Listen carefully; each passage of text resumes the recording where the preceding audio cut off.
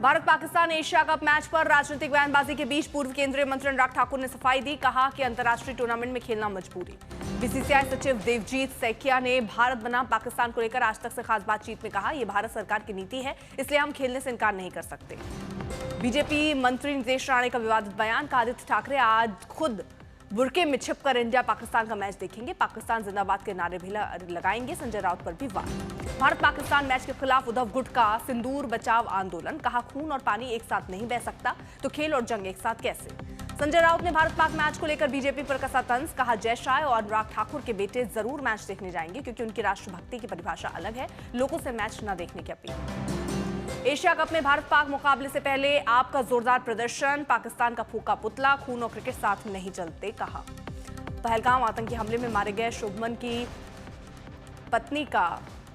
पत्नी का Bharat Pak cricket match पर आया बयान। कहा, क्रिकेट बोर्ड ने उनके पति के बलिदान को भुला दिया, देश सर्वोपरि मैच नहीं। केंद्रीय मंत्री सुकांत मजूमदार ने भारत पाक मैच पर दी प्रतिक्रिया। कहा, बीसीसीआई लेती है मैच होने का निर्णय, केंद्र सरकार का इससे कोई लेना देना नहीं। ओवैसी ने भारत पाक पर उठाए सवाल। कहा, 26 भारतीयों की जान ज्यादा अहम या 700 करोड़ रुपए। पूछा, जब खून और पानी एक साथ नहीं बह सकते तो बातचीत और खेल कैसे। पूर्व भारतीय कप्तान सौरव गांगुली ने भारतीय टीम का बढ़ाया मनोबल। कहा, टी20 में भारत पाकिस्तान से बहुत आगे, पिछले 10 साल के रिकॉर्ड इसके परिणाम। प्रधानमंत्री मोदी असम में करोड़ों की विकास परियोजनाओं की सौगात। 5 राज्यों के दौरे का दूसरा दिन।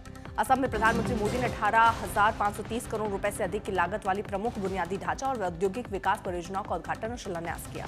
असम के दररंग में मेडिकल कॉलेज, नर्सिंग कॉलेज और गुवाहाटी रिंग रोड परियोजना की प्रधानमंत्री मोदी ने रखी आधारशिला, जिससे राज्य की स्वास्थ्य सुविधाओं और शिक्षा क्षेत्र को मिलेगा नया आयाम। कोलाघाट के नुमालीगढ़ रिफाइनरी में बायोएथेनॉल प्लांट का भी प्रधानमंत्री ने किया उद्घाटन। इस प्लांट से स्वच्छ ऊर्जा को मिलेगी नई दिशा। प्रधानमंत्री मोदी नुमालीगढ़ रिफाइनरी में पॉलीप्रोपिलीन प्लांट की भी आधारशिला उन्होंने रखी। इससे स्थानीय अर्थव्यवस्था को गति मिलेगी और रोजगार के नए अवसर की शुरुआत होगी। असम के दरांग में गरजे प्रधानमंत्री मोदी, विपक्ष पर जमकर बोला हमला। कहा, सेना का अपमान करती है कांग्रेस, पाक सेना का करती है समर्थन। प्रधानमंत्री ने आगे कहा, मुझ पर होते हैं कई सवाल, मैं शुभ भक्त हर बात को जहर की तरह निगल लेता हूं। प्रधानमंत्री ने विपक्ष पर साधा निशाना। कहा, घुसपैठियों के साथ खड़ी रहती है कांग्रेस। प्रधानमंत्री ने कहा, ऑपरेशन सिंदूर सफल रहा, आतंकवाद को दिया मुंहतोड़ जवाब। वहीं प्रधानमंत्री ने कांग्रेस पर साधा निशाना। कहा, दशकों तक असम का विकास पिछड़ा रहा। प्रधानमंत्री ने कांग्रेस पर भूपेन हजारिका का अपमान करने का लगाया आरोप। बोले, मुझसे कहा गया कि नाचने गाने वालों को दिया जा रहा है भारत रत्न।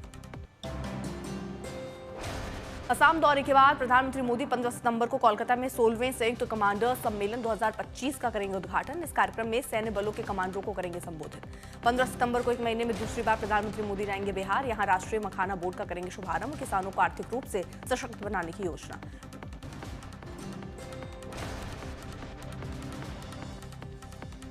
प्रधानमंत्री मोदी पूर्णिया में हवाई अड्डे के अंतरिम टर्मिनल भवन का भी करेंगे उद्घाटन। इसके साथ ही लगभग 36,000 करोड़ रुपए की लागत वाली कई विकास परियोजनाओं का भी करेंगे शिलान्यास। प्रधानमंत्री मोदी भागलपुर के पीरपैती में 25,000 करोड़ की ताप विद्युत परियोजना का करेंगे शिलान्यास। बिहार में निजी क्षेत्र का सबसे बड़ा निवेश। इसके साथ ही 2680 करोड़ की कोसी मेची नदी लिंक परियोजना के पहले चरण की रखेंगे आधारशिला। बिहार में प्रधानमंत्री मोदी रेल परियोजनाओं का करेंगे उद्घाटन और शिलान्यास। साथ ही प्रधानमंत्री आवास योजना के तहत 40,920 अभ्यर्थियों के गृह प्रवेश समारोह में भी होंगे शामिल।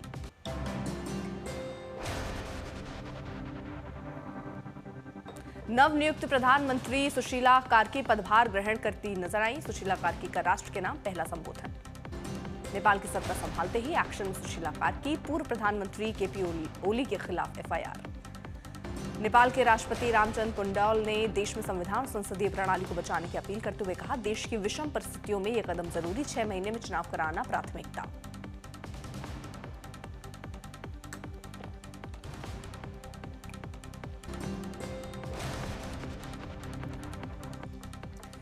जेंजी प्रदर्शन में जेल ब्रेक की घटना के बाद बाहर आए पूर्व गृह मंत्री रवि लामिछाने फिर पहुंचे जेल। जेल प्रशासन ने वापस लौटने की दी थी चेतावनी। नेपाल के होटल उद्योग ने विरोध प्रदर्शन से हुए नुकसान के बाद सरकार से मांगी मदद। इस क्षेत्र के लिए विश्वास बहाली के उपाय करने का आग्रह किया। दिल्ली सचिवालय में आयोजित सेवा पखवाड़ा में शामिल हुई सीएम रेखा गुप्ता। 15 दिन तक चलने वाले समारोह में 75 योजनाओं को दिखाई जाएगी हरी झंडी। भोपाल में आयोजित अखिल भारतीय हिंदू महोत्सव तूर्यनाद 25 में सीएम मोहन यादव ने की शिरकत। छात्रों और शिक्षकों को संबोधित करते हुए हिंदी और भारतीय भाषाओं की ताकत पर जोर दिया। भारत 2027 में करेगा 5वीं कोस्ट गार्ड ग्लोबल समिट की मेजबानी। चेन्नई में होगा आयोजन, 115 देश होंगे शामिल। दार्जिलिंग में महिला फुटबॉल मैच का आयोजन, शानदार सेरेमनी के साथ टूर्नामेंट की शुरुआत। भारतीय हॉकी महिला टीम ने महिला एशिया कप 2025 के फाइनल में जगह पक्की की। खिताब से बस एक कदम दूर, फाइनल में चीन से मुकाबला।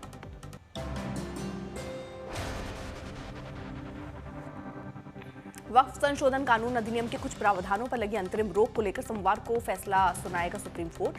22 मई को सुप्रीम कोर्ट ने फैसला सुरक्षित रख लिया था। दिल्ली के द्वारिका और शालीमार बाग स्थित मैक्स अस्पतालों को बम सुड़ाने की धमकी। सर्च ऑपरेशन में जुटी पुलिस और दमकल विभाग की टीम, अस्पतालों में बढ़ाई गई सुरक्षा। दिल्ली हाईकोर्ट के बाद ताज पैलेस होटल को बम की धमकी मिलने से मचा हड़कंप। पुलिस ने जांच के बाद धमकी को बताया अफवाह। केरल के तिरुवनंतपुरम के 2 प्रमुख मंदिरों को ईमेल के जरिए बम सुड़ाने की धमकी। मौके पर पुलिस और बम दस्ता मौजूद। जम्मू में लगातार बारिश के बाद श्री माता वैष्णो देवी यात्रा अगले आदेश तक स्थगित। जम्मू पुलिस ने जारी किया एडवाइजरी।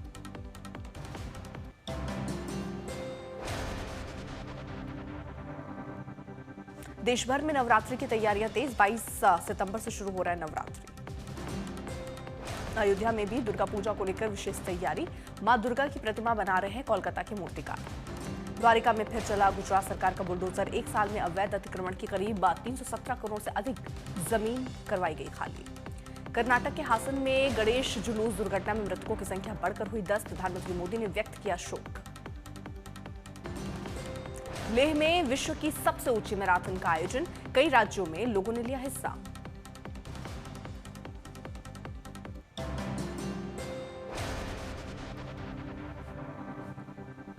जम्मू कश्मीर के पुंछ में हुआ भूस्खलन। पहाड़ी से मलबा गिरने से राष्ट्रीय राजमार्ग बंद। प्रशासन मलबा हटाने के काम में जुटी। कांगड़ा में पठानकोट मंडी राष्ट्रीय राजमार्ग पर भूस्खलन। 4 लेन वाले राष्ट्रीय राजमार्ग की 2 लेन बंद, सड़क खोलने का काम जारी। महाराष्ट्र के चंद्रपुर में वर्धा नदी में आई बाढ़ में फंसे 3 मजदूर, रेस्क्यू टीम ने सभी को सुरक्षित निकाला। चंद्रपुर में बाढ़ का असर स्कूली छात्रों पर दिखा। घर लौट रहे बच्चों से भरी बस 4 घंटे तक पानी में फंसी, तस्वीरें आई सामने। महाराष्ट्र के इंगौली में बादल फटने से मची तबाही। फसलों के भारी नुकसान से किसानों की परेशानी बढ़ी, सरकार से मदद की गुहार। वाराणसी में तेज बारिश से लोगों को गर्मी और उमस से राहत, लेकिन 1 घंटे की बारिश ने शहर के निचले इलाकों को जलमग्न किया। नई सड़क समेत कई इलाकों में कमर तक भरा पानी। नगर निगम की खुली पोल। लोगों के जलभराव के लिए लोगों ने गुस्सा भी जताया।